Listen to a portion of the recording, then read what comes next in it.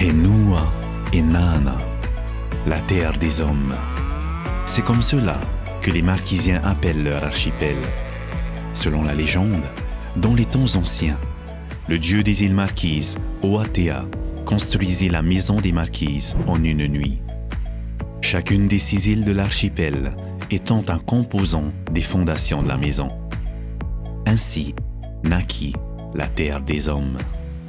Aujourd'hui, à l'ère de l'Anthropocène, l'homme a mangé la terre et il est en passe de détruire sa maison. L'homme est aussi devenu un loup pour la terre des hommes. Les Marquises sont en première ligne. Pollution plastique, surpêche et montée des eaux menacent.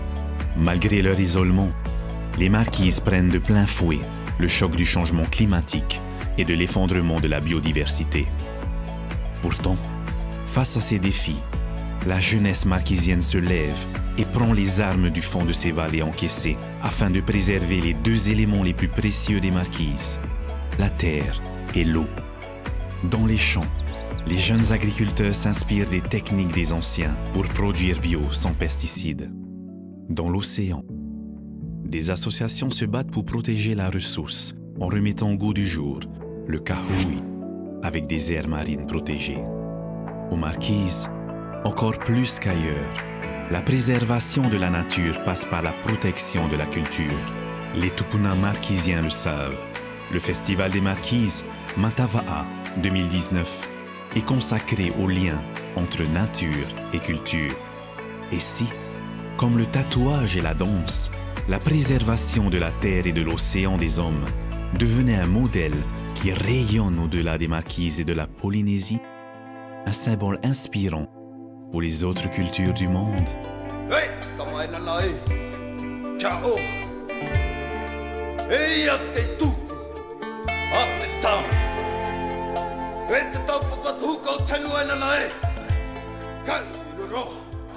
Alors ici, on est à Nukuiva, près du village de Taiohae. On est à Kueva, exactement. Et on est une association en partenariat avec la commune de Taiohae qui nous offre gracieusement le terrain afin qu'on puisse faire une unité de production de semences. Alors pour moi, la différence entre l'agroécologie et la permaculture, dans le fond, c'est exactement pareil. C'est juste dans la forme où c'est différent parce que pour moi, le terme permaculture, c'est un truc de blanc qui a été inventé par des blancs et qui est imposé par des blancs. Alors qu'en fait, tous les procédés culturels qu'il y a dans la permaculture, ils viennent des anciennes traditions culturelles de tous les peuples du monde. Tout ce que tu vas retrouver dans la permaculture, en fait, c'est que des trucs qui viennent d'Afrique, qui viennent d'Inde, qui viennent de Polynésie, qui viennent d'Amérique latine, etc. Par exemple, ici, juste là où on a été obligé de débrousser, parce qu'il y avait une brousse, on n'aurait jamais pu être assis ici, hein, c'est clair. Et on a été obligé, avec le case, les gros engins, de rendre le terrain un peu plat. Résultat des courses, la terre elle a été écrasée, concassée, tout l'humus fertile, il est parti avec les pluies. Et là, en dessous, on a du caillou et de l'argile qui est très bien pour faire des briques, pour faire des maisons, tout ce que tu veux, mais pour planter, rien. Tu vois ? Donc les techniques qu'on va employer ici, c'est réhabiliter le sol en humus pour pouvoir planter après. Mais si c'était dans un endroit différent où il n'y a pas eu le caisse, quand tu vas dans la vallée de Teipivai, eux, il y a déjà l'humus, il y a déjà les vers de terre, il y a déjà... donc on ne va pas employer la même technique. Là, on est au début de l'installation, hein, parce que ça fait qu'1 an à peu près qu'on est sur le terrain à bosser. Il y a eu déjà, comment ça s'appelle, les centres aérés qui sont venus. On leur a fait planter des arbres à chocolat, peut-être une graine de cacao en fait. Enfin, pour un enfant de 6 ans, chocolat, c'est mieux. Donc, ils ont planté du chocolat.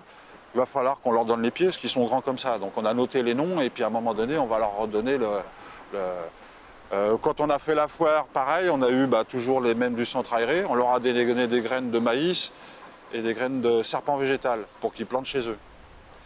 On a eu des gars du CED. Ils sont pas mal là-bas parce qu'au niveau, ils enseignent l'agriculture aux jeunes, mais pas l'agriculture à coups de pesticides, ils sont pas mal. On a une classe, on a rendez-vous à la fin du mois pour avoir une classe scolaire qui veut faire un jardin à l'école. Donc ils vont venir ici pour voir ce qu'ils veulent, comment on va leur expliquer la chose.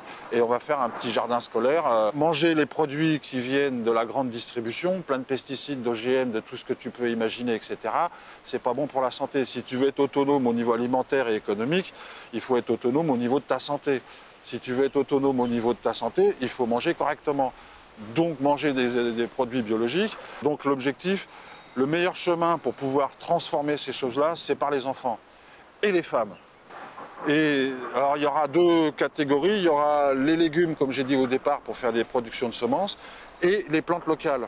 Les plantes locales qui ne sont pas exploitées commercialement.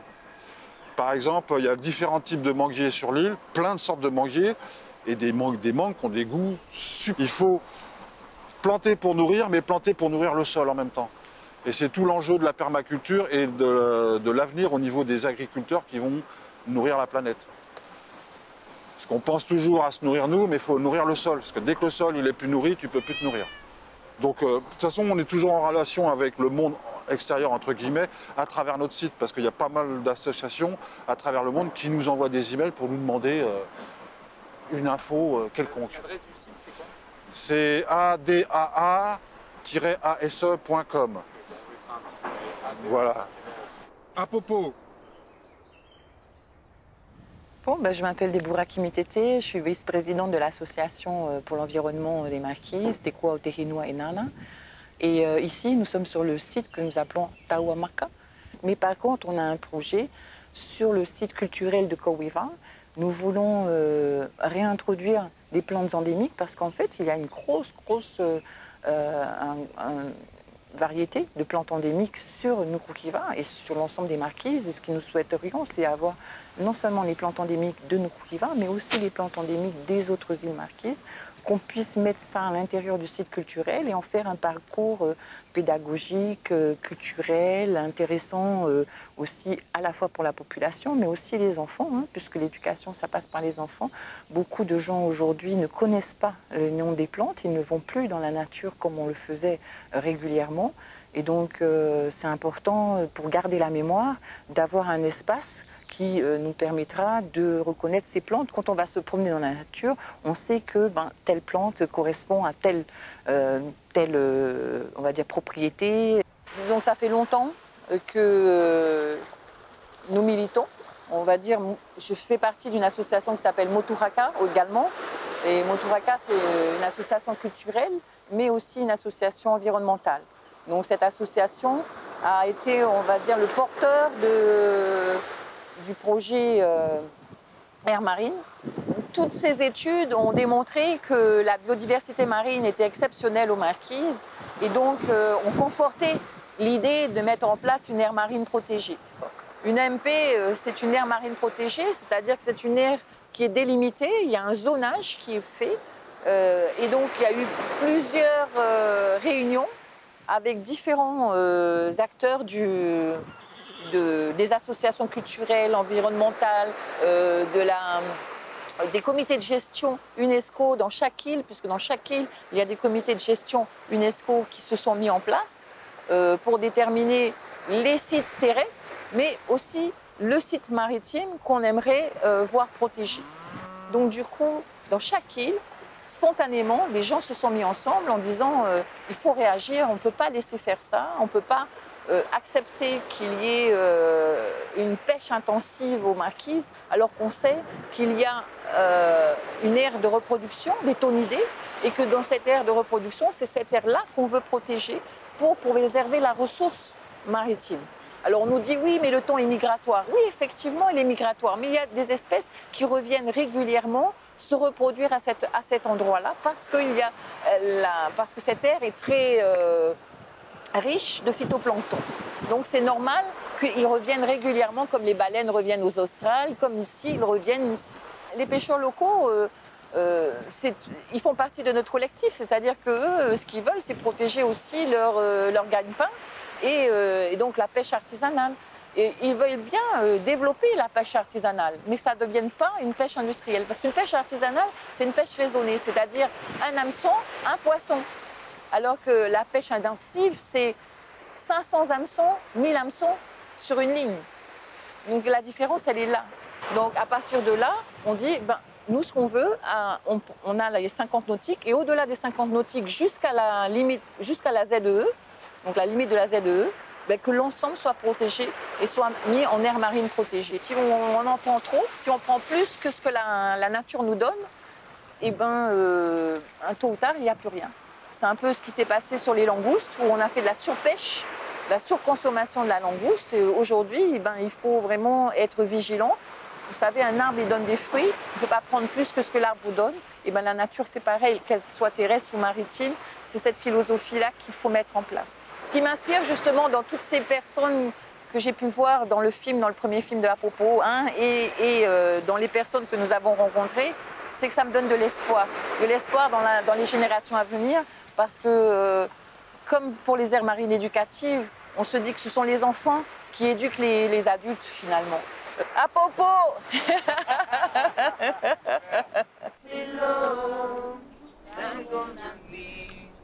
Somebody to lean on.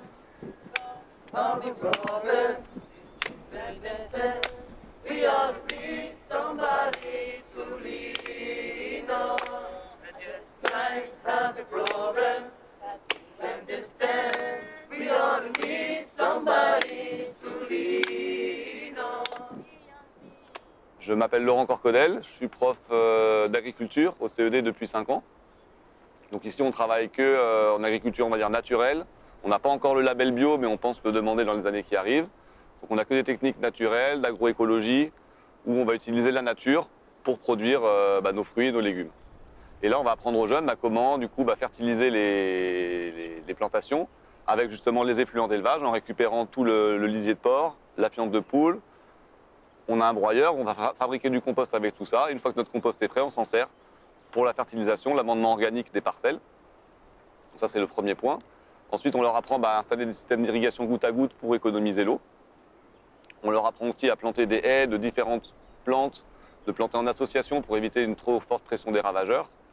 Donc là, on est dans une parcelle où vous pouvez voir, derrière moi, il y a du vétiver qui permet de retenir la terre, d'éviter qu'il y ait trop d'érosion.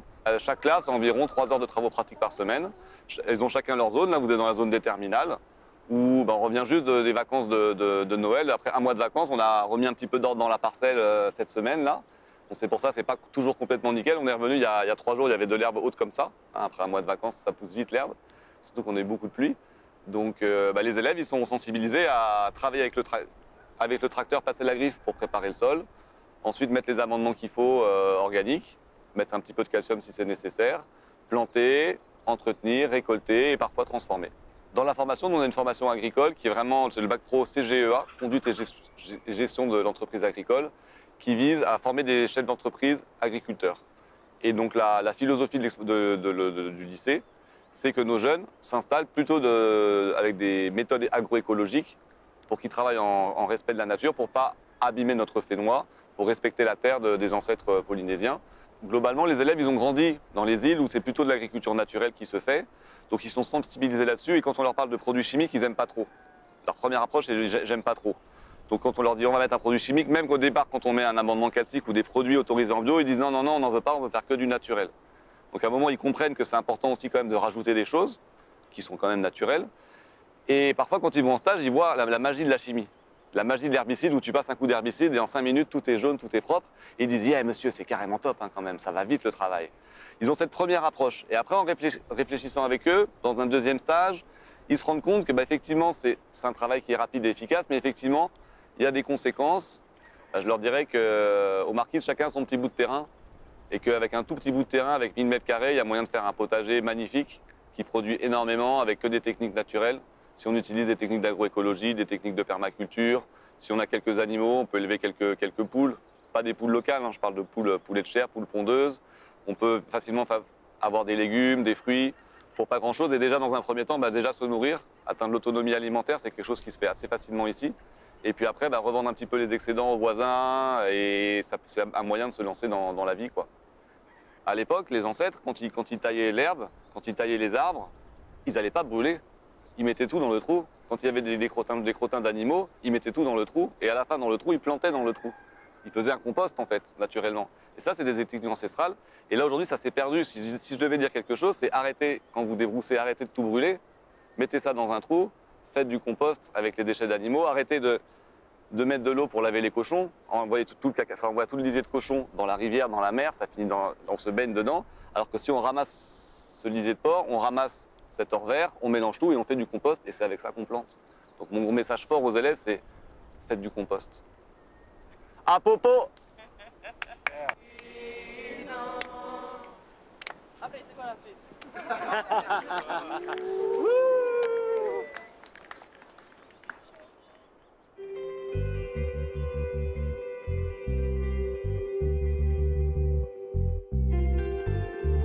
Alors, je me présente, Taye Moyaroï, je viens de Tuamotu, précisément de Réa, et je suis en terminale bac pro CGEA. Après, je reviens au Fénois ici, chez moi à Réa. C'est là que je vais commencer à planter des légumes, ensuite faire mon entreprise. J'ai déjà tout prévu. J'aime bien planter les légumes et j'aime bien manger des légumes pour être en bonne santé et surtout les fruitiers, la pomme étoile. Je suis arrivé ici en 2016. Pour moi, c'était très dur parce que les règles, c'était serré et je n'étais pas adapté au règlement intérieur du CED de Taïhae. Tu faisais des bêtises? Ouais, je faisais des bêtises. Ça fait, je crois, 1 an que je ne suis pas retourné chez moi parce que je suis resté ici en vacances pour faire les centres aérés. Du coup, ouais, ça me manque chez moi là, à Réa. J'ai envie de voir mes parents. Et bien sûr, j'en ai plein d'amis. J'aimerais passer un message à tous les jeunes de Tuamotu de venir ici au CED de Taïhae. Pour apprendre à planter, avoir au moins un diplôme pour avoir un bon boulot et avoir un bon salaire. À popo!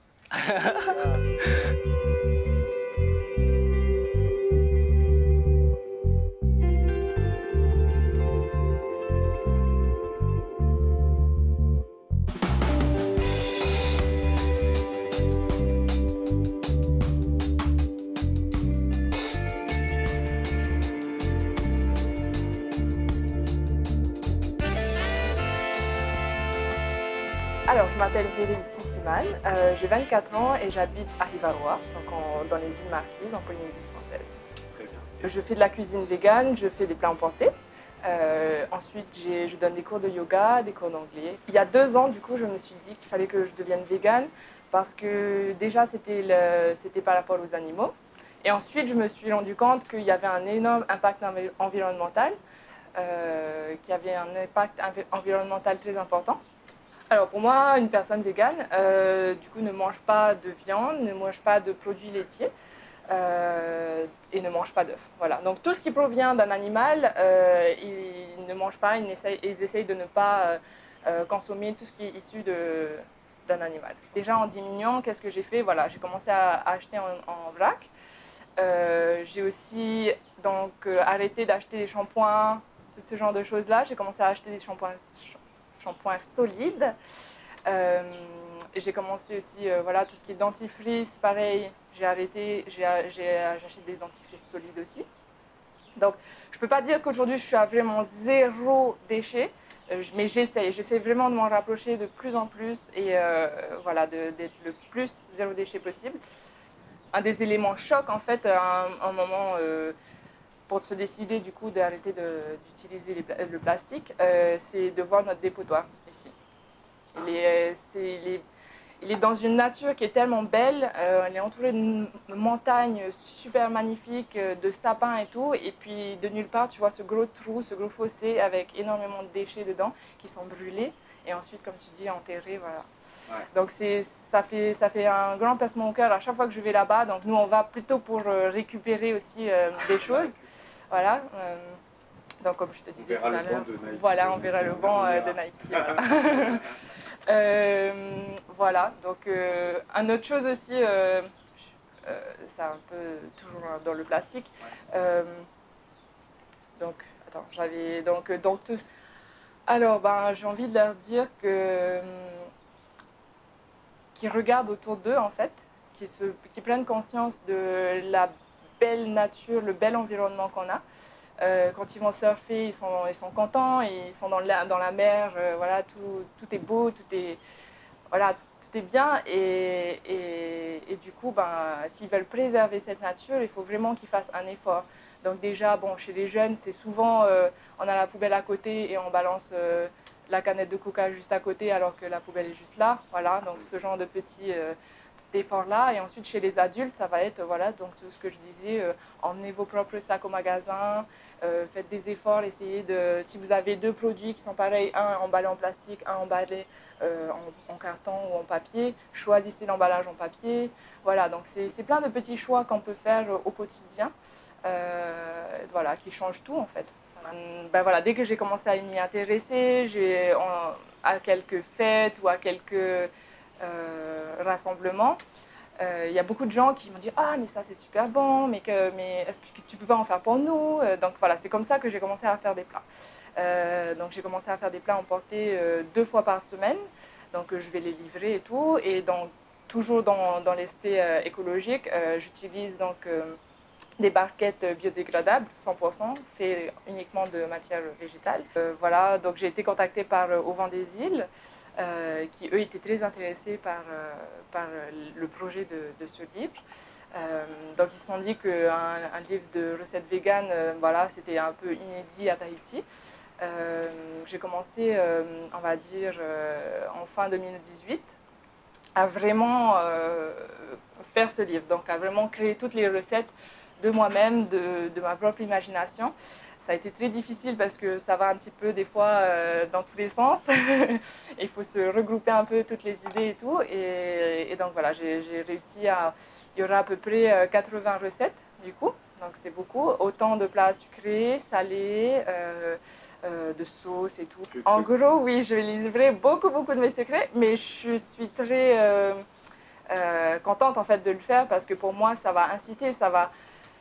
Comment dire, ça va faciliter la tâche à ceux qui veulent devenir vegan parce que en fait, ça a aussi été une des raisons pour laquelle j'ai voulu faire ce livre.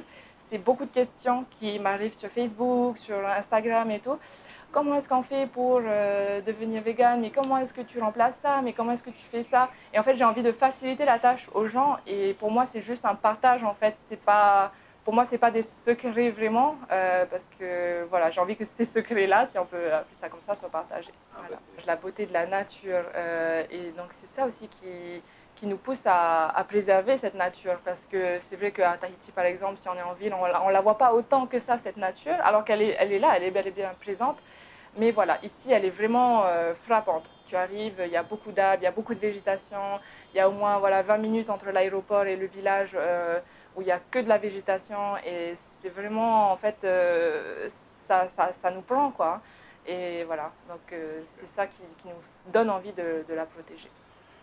Donc pour suivre toutes mes aventures, autant culinaires que voilà, les aventures du quotidien, donc j'ai un compte Instagram, donc c'est Vegan Tahiti, tout simplement. À popo! Ah, bravo! Ben, bonjour à tout le monde, je m'appelle Yuteng Abel et on est à Taoua, chez Léo Mimosa. Ici, ben, on fait un peu de tout, hein. On fait de l'agriculture, du copra, du compost.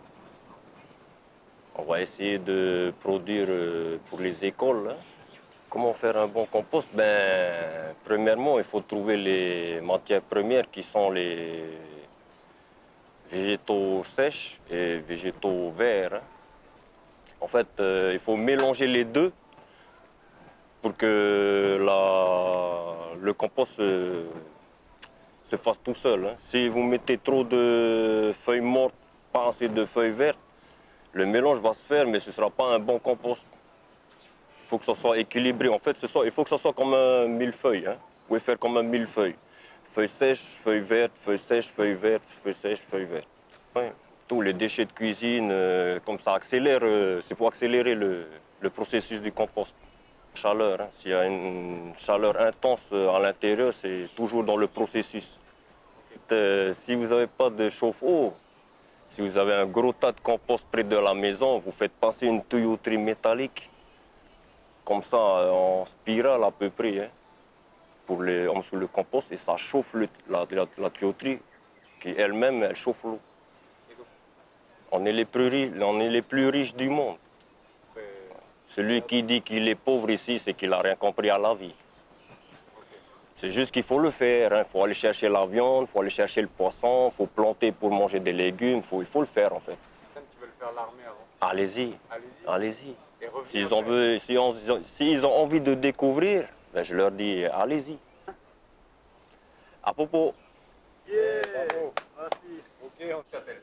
Je m'appelle Naiki et on est arrivé à Tourna, aux îles Marquises.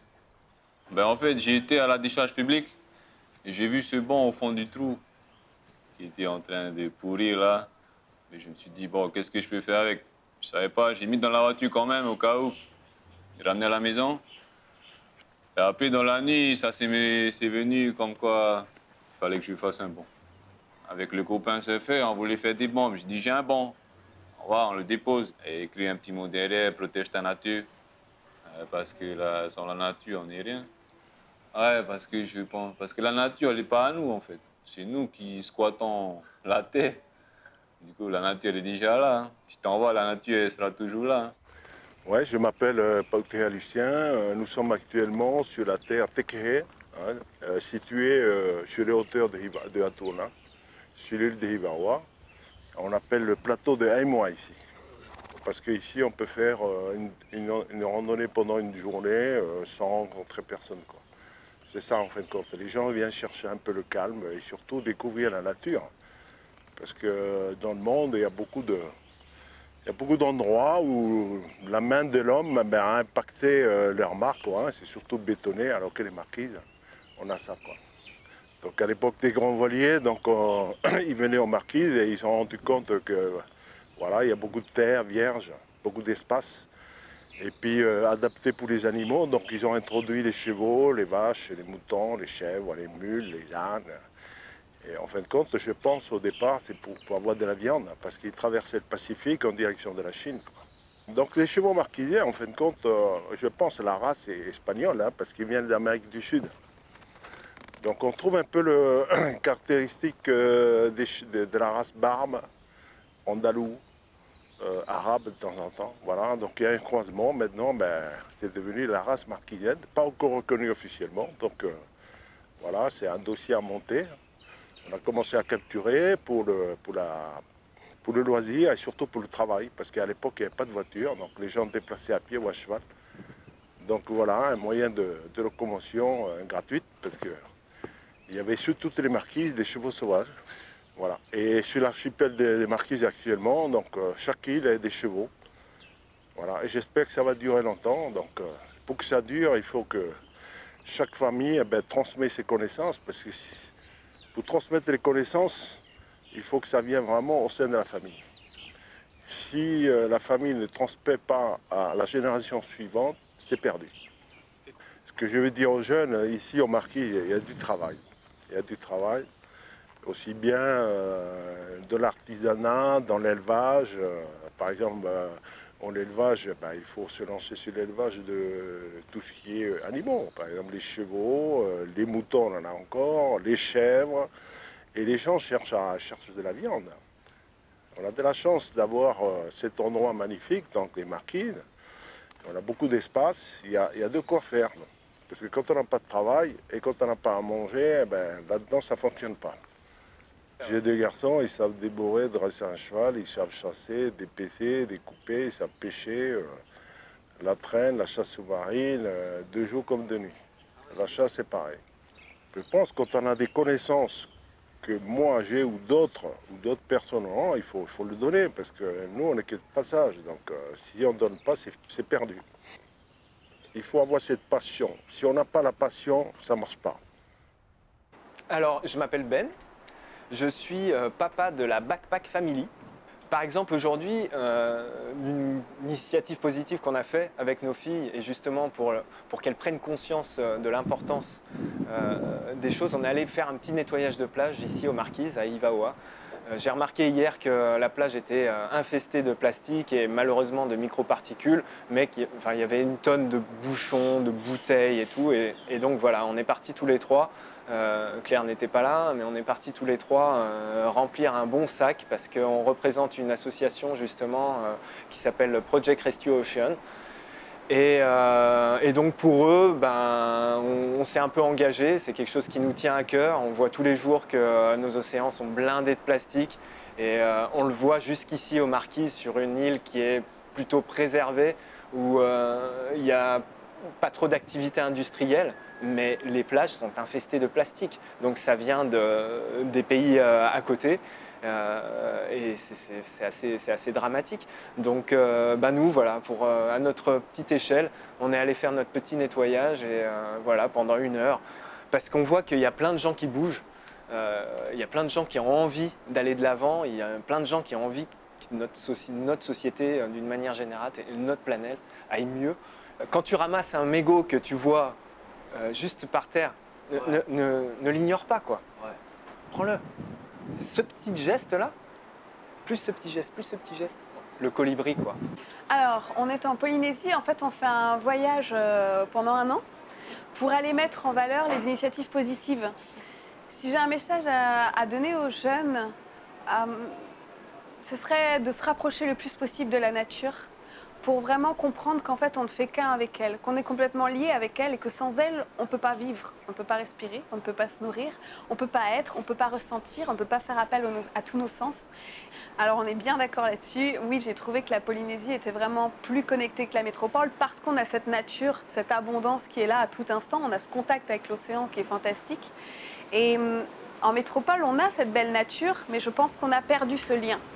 On a perdu cette simplicité des choses et on est beaucoup dans le avoir, alors que je trouve qu'ici, sur ces îles, on est dans l'être beaucoup plus.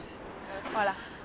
On va perdre nos repères et notre sens. Alors pour moi, je pense que c'est pour nous, la backpack, c'est réaliser son rêve et savoir qui on est et oser avancer avec ça et chambouler toutes les cases et les moules que la société a pu vouloir nous créer ou nous donner.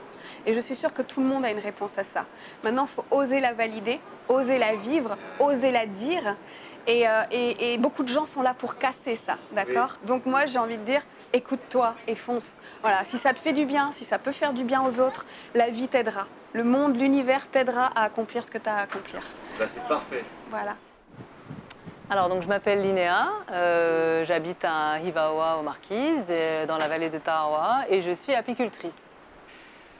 Alors, le choix de devenir apicultrice, ça a été d'abord la connaissance de cet univers merveilleux qu'est la colonie des abeilles et tout ce qu'elles engendrent de positif sur notre terre. Et ensuite, une passion par le fait de découvrir complètement une activité entière de A à Z, de la fabrication de la ruche, de la menuiserie, jusqu'à la commercialisation, à l'emballage, aux idées de créatifs qui peuvent en découler, voilà. Et puis, à goûter du bon miel quand même. Alors, du miel aux Marquises, donc j'ai commencé par c'était pas du tout une passion de jeune fille ou d'enfant, c'est arrivé avec les Marquises en fait, par cet univers magnifique où elles vivent encore en pleine nature, sans aucun problème de maladie, de produits, comment on appelle, de pesticides et tout. Ouais. Donc c'est vraiment l'abeille à l'état pur encore, avec un miel à l'état pur. À popo. À popo. Ouais.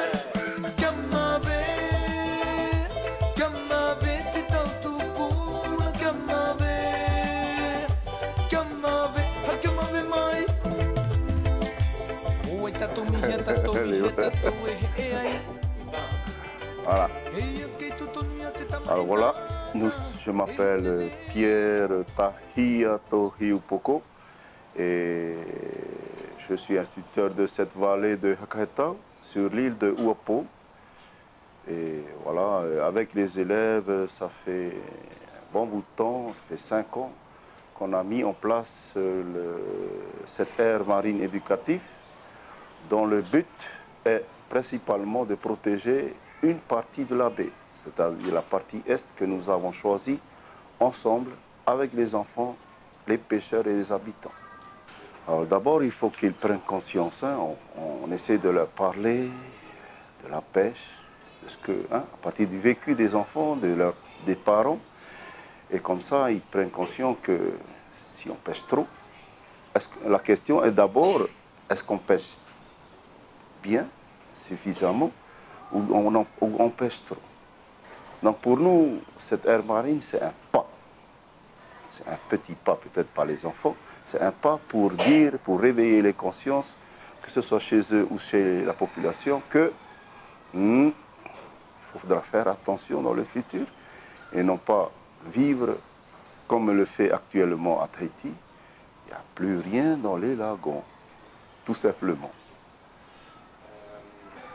Donc à partir de 5 ans, 6 ans, ensuite ou à 5 ans, c'est là que la plupart commencent à nager dans le, ils disent dans le bleu. Et c'est là que la découverte se fait. Enlever tout, à se priver de ce qu'il y a au fond de l'eau, un jour on sera... C'est un sacré problème. Et c'est ce qui arrive, c'est ce qui m'a frappé lorsque j'ai vu le film de Rapa Nui, quand ils ont fait une plongée sous-marin tout autour de lui. On voit des gros pâtés de corail. Si ces pâtés de corail étaient ici, il y aurait plein de poissons dessous. Alors il n'y a rien. Bon, ben, il faut être positif dans l'avenir, hein. Sinon, voilà. Donc, dans l'avenir, ben, que toute l'île soit consciente de ce problème-là.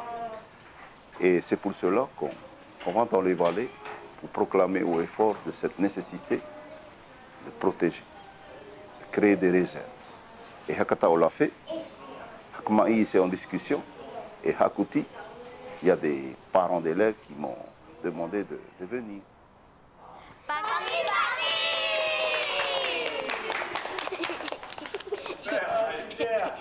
Allez, encore plus.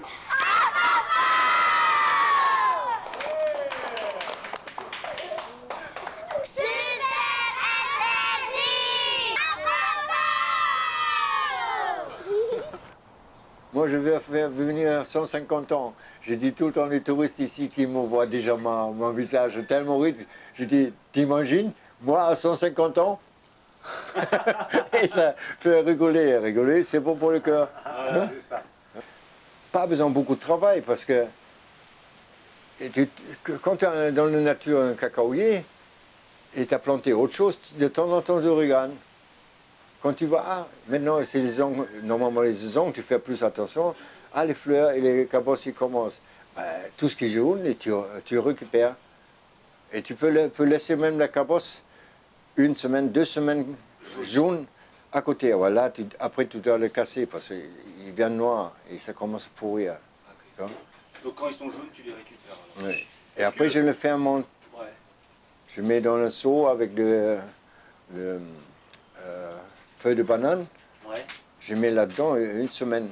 Et quand je ouvre et je sens, ça sent un peu le vinaigre, c'est bon. Normalement, le cacao, il est bien fermenté. Ah ouais. Avant, il y a les 4 terres. Celle-là, on travaille des pommes de terre, là, on fait le maïs ou autre chose. Il y a un terrain, on ne fait rien. Après, on change. Tu vois? C'était encore ça.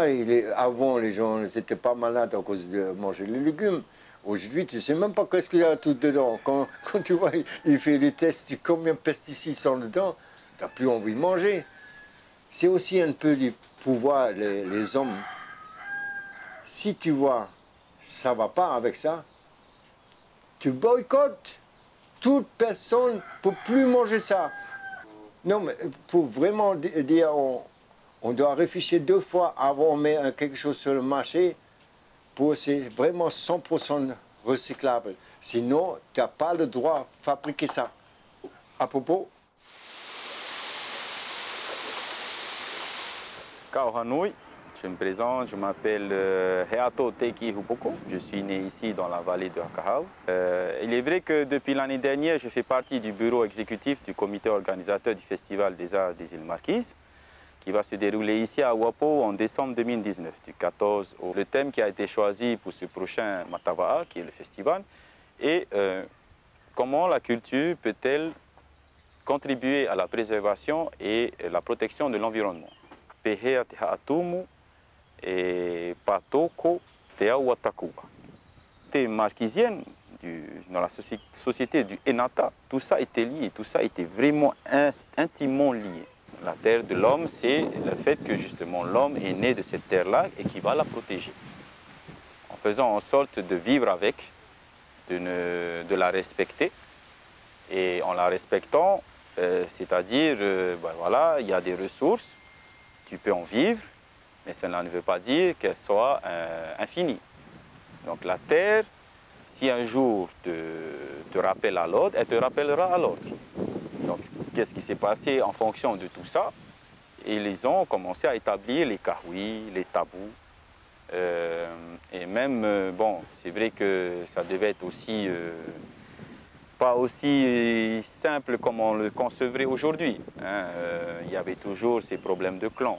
De toute manière, on a bien vu, comme on dit souvent, l'histoire se répète, hein, que ce soit sur la terre des hommes ou en Occident ou en Europe, il y en avait toujours un qui commençait à vouloir plus que l'autre. La course à la technologie, au progrès.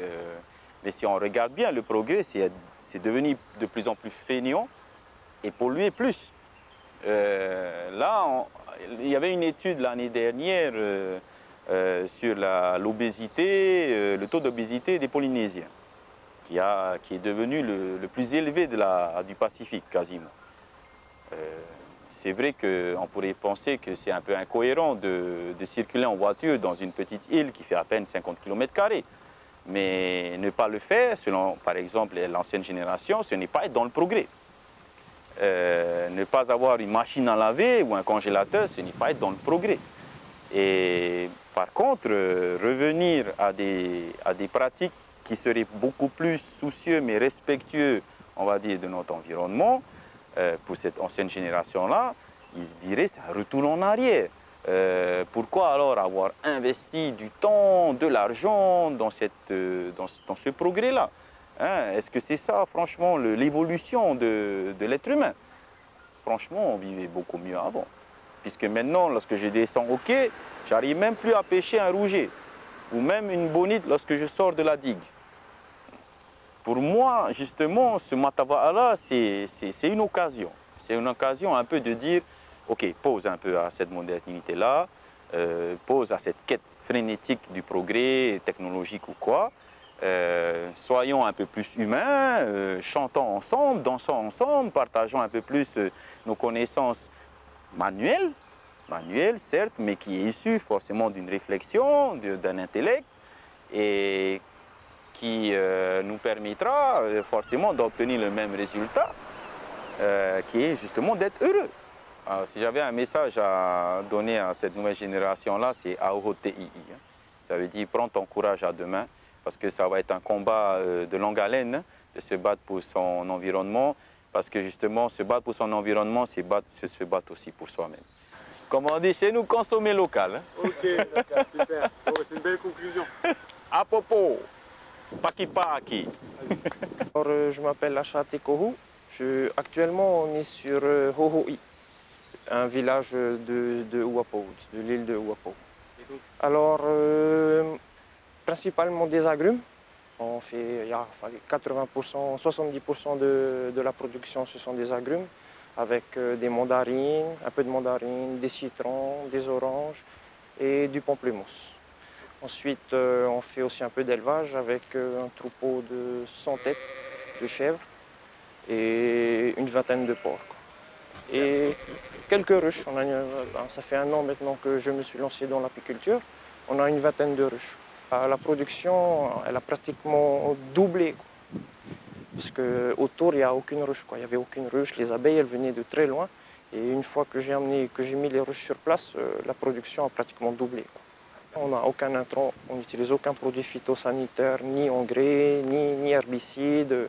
Tout se fait, le désherbage se fait mécaniquement ou manuellement, à la main. Ça nous permet de ne pas nous empoisonner nous-mêmes en manipulant tous ces produits. Et de deux, on voit la différence entre une orange où on utilise le produit et pas. Nous tous, on pêche, on chasse. voilà. Ici, on n'a pas vraiment besoin d'aller au magasin, il faut juste un petit congélateur pour stocker ta viande. Et ici, tout le monde est propriétaire, ne serait-ce que d'une parcelle de terre. Ben, cultivez-la, mettez-la en valeur, et voilà. À Popo! Yes. C'est cette embarcation qui est le vent, toute sa population, c'est bien par le vent que le Marquisien est arrivé ici, en premier. C'est pas tombé du ciel, hein. C'est même en bateau. C'est le vent, voilà, moi on considère que le vent, c'est le premier tournant du Marquisien. Voilà, c'est pourquoi c'est culturel, hein. Le sport, le vent est reconnu comme notre sport international. En Polynésie, tous les grands champions du vent sont d'ici, hein, de Polynésie.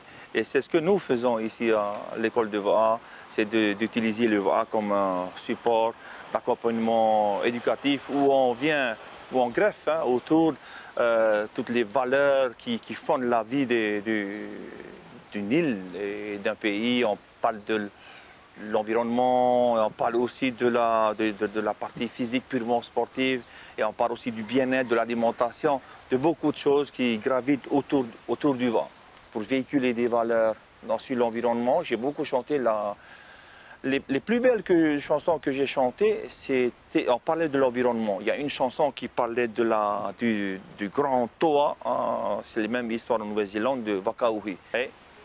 Moi, je crois en ces jeunes. J'ai fait moins de 10 séances pour travailler une compétence. Quand on choisit par exemple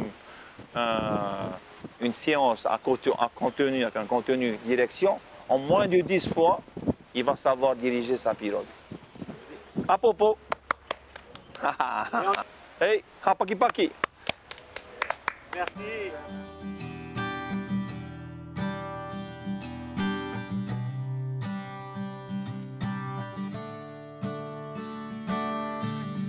Alors, je m'appelle Alexandrine Van, j'ai 27 ans et aujourd'hui on est sur l'île de Wapau dans les Marquises. Alors, je suis là parce qu'en fait, je suis dans le tourisme déjà et je me suis spécialisée dans le développement durable.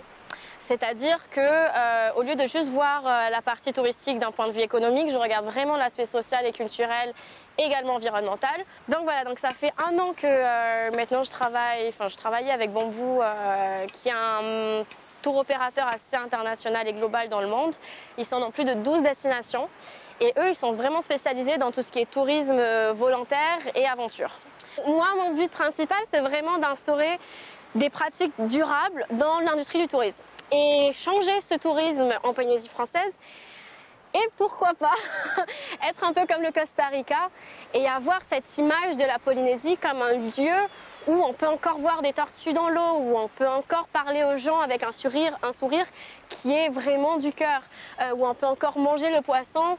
Un touriste aujourd'hui est complètement différent, il a envie de choses plus authentiques, de vraiment participer au bien-être de la population et du pays qu'il visite. Donc c'est vraiment complètement différent et moi mon but c'est d'aller à la rencontre de ces personnes, de leur expliquer ce qu'on pourrait faire et ensuite d'apporter des propositions au développement de leur île.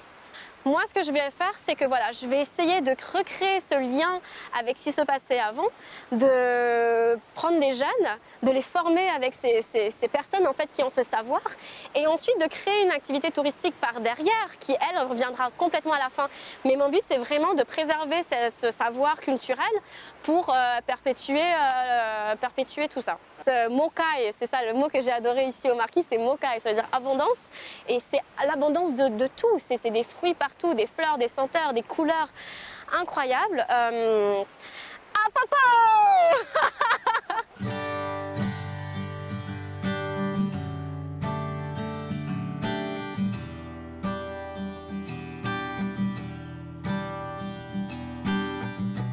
Je m'appelle Otto Sio, hein. On est à Arkamai là. Là, je suis parti tôt le matin à 4 h du matin pour aller pêcher papao, comme on dit. Après, j'ai fait des appâts avec pour pêcher les petits poissons, quoi.